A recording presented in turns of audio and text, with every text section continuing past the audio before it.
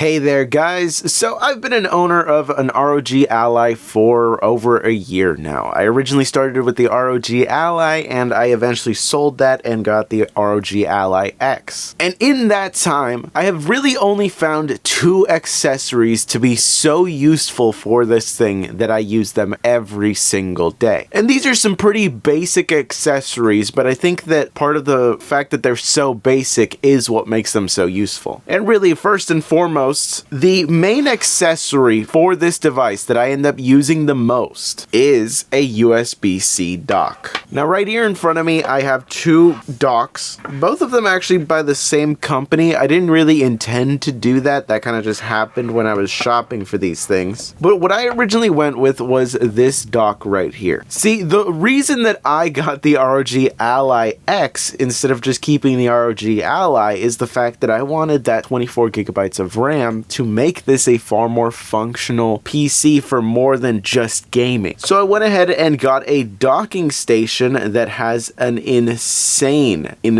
amount of ports. You know, just on one side we have a USB 2.0, but then on the back we have a crap ton of USB, and then on the side we even have two SD card readers. This thing becomes a very functional powerhouse when you use this dock. It's, I believe, supposed to be a 14-in-1. Meanwhile, this is a far more basic, far more simple dock that has far more limited ports. You know, you of course still have the power in. You have 3 USB, but these are USB 5 gigabit ports. You get the 1 HDMI and you get the gigabit Ethernet, and that's all it really is. Now here's the thing. I use both of these docks every single day. This one is hooked up to my TV. This one is hooked up to a desktop setup with a monitor, keyboard, and all this other stuff. I think that for 99% of people, this is more than enough. You don't need any more. Even if you have like the ROG Ally or the Lenovo Legion or anything like that, you don't need more than this. This is really crazy baller and it has a lot of cool stuff, but this is only really necessary if you're trying to use your ROG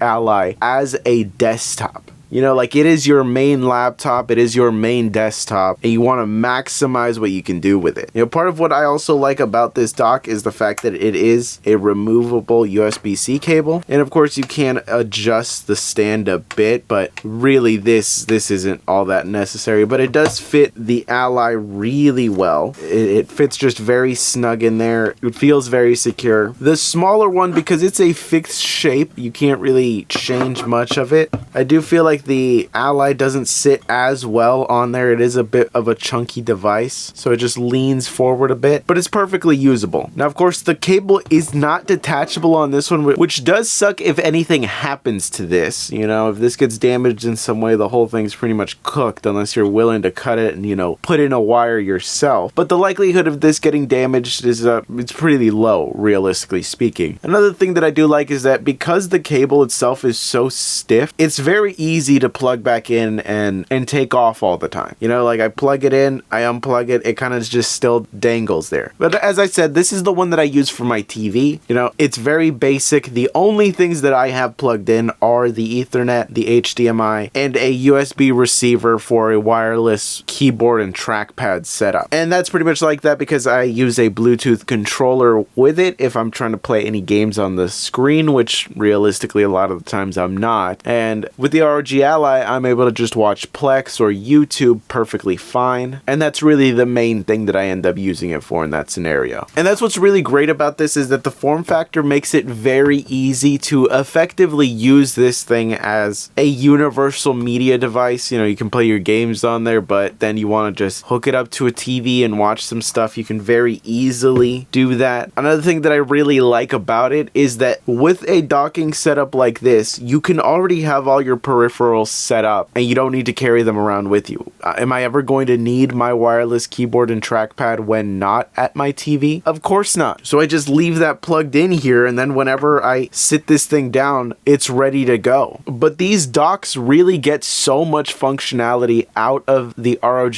Ally that I think it's one of the most necessary things ever. It is my most used accessories, essentially. I originally started off with this one, and realistically, this is overkill. This will satisfy 99% of people out there. And at the price difference between the two, it does sting. I paid $75 for this one I paid $25. And that's $25 after tax. This was $75 pre-tax. So if what you're trying to do fits into the IO that this has, save yourself the money. But I definitely don't regret this one because there is so much functionality to come out of this. It's just if you're not looking to use your ROG Ally as a desktop, there is just no reason to spend that type of money. Of course, the only other real accessory that gets a ton of use out of me is this, a power bank. Look, part of what makes the ROG Ally X such a great upgrade over the original is the fact that it doubles the battery size. So this thing already has some pretty decent battery, but in those scenarios where you run into a long gaming session or it's just been a while since you've plugged it in, a battery pack can be very useful. Now, you got a lot of options when it comes to battery packs. I went with this one because even though it's a bit on the bigger side, it's a great capacity size. It's 25,000 milliamp hours. But really the big advantage of this one is the fact that it does do 100 watts out. So what that means then is that I can use this for a laptop. I can use it for my phone. My phone supports 68 watt charging. So if I plug it into this, it's going to fast charge like crazy. But it also has a 45 watt port, which is a lot more reasonable for most devices out there. And it even has an 18 watt output for the devices that I don't really care about charging quickly, because quick charging is less efficient. So when you can help it, I would really recommend just using the slower ones. But if you want to use quick charge or you just have a very high power device, the 100 watt port is fantastic to have. And that really is the main thing that I like about it. This one, I love the flexibility in terms of what you can use with it. With the 100 watts, that means I could use it with a docked setup where I might not necessarily be able to plug it into the wall, but I can just plug in a USB-C. It of course does have a screen that kind of just tells you what's inside. It's not very bright and I'm fine with that. And look, I know that there are people out there that like to use power banks that essentially mount onto the device itself. So they go with, more compact, maybe less power capacity. And look, let me tell you, I'm not a big fan of that at all. I already think that this is getting a little up there in terms of weight, even if we're talking about adding another 5,000 milliamp hours, like a tiny little thing to the back. I just don't want that. Which is why I'm fine with using a bigger brick, because I just use a long ass cable.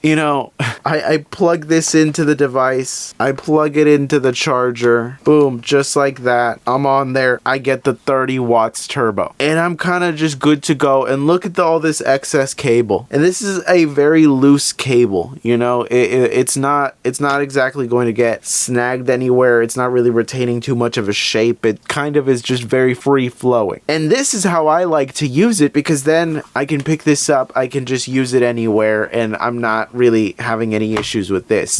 I just throw it on the bed, I throw it on the nightstand. I really kind of just forget that it's there, and I get so much more battery out of this thing. This to me is a far better solution than, let me just strap this thing onto here and like carry around an extra half pound or something. It never made any sense to me. You can get these big ass cables for like $10 for a pack of 4. And look, maybe you're the type of person that sees a wire like this and you want to just, end it all. And that's fine. If you want to go with a solution where you mount it onto here just so that you have less cables to deal with, by all means, but I think that this is a good enough solution for most people, especially because this thing cost me $50. $50, it gets 100 watts maximum output, 25,000 milliamp hours, and it's still a decent size where it will fit in pretty much any bag that I will carry around. It's a no-brainer. I've looked at the tiny ones that people recommend, and like they're not that far away from the price of this thing, and they don't have as much capacity. And the best part about this is that it's just so easy to use for anything else. I need to charge my laptop, boom, I can use it with my laptop. I can use it with my phone, I can use it with my cameras. I could technically power a mini PC off of it. But look, these are the accessories that I use on my ROG Ally every single day. In terms of things that have really made specifically owning the ROG Ally X better, it is this battery pack and it is those USB-C docks. It's one of those things where if you don't have those, you don't realize what you're really missing out on. That's what I'm saying. If you have not picked up a dock for your ROG Ally, you've never thought that you would need something like that, you mostly care about it in handheld mode, get yourself one of those docks and you'd be surprised the amount of scenarios where it will be useful. And I definitely recommend you get the cheap one. But I'll link the accessories that I use down below just so you guys have some options out there. I know it's not an extensive list or anything like that, but I'm just being honest with you guys. This is the stuff that I actually use. You know, you'll see some people out there that will have lists that have like 20 different items, and that's not the type of person that I am. You know, I mean, I use my ROG Ally X naked, mostly because I had a skin for it before and it got very gross and I took it off, and since then I've kind of just been rocking it naked. I might look into skins or a case for it or something, but this is kind of just how I like to rock my hardware. So I'm not really one about like getting 1,000 custom mods for it. I mostly like having things that are just useful when I'm actually using it. And well, all this right here is about as useful as it gets for me. So check it all out down below. I'll catch you guys in the next one.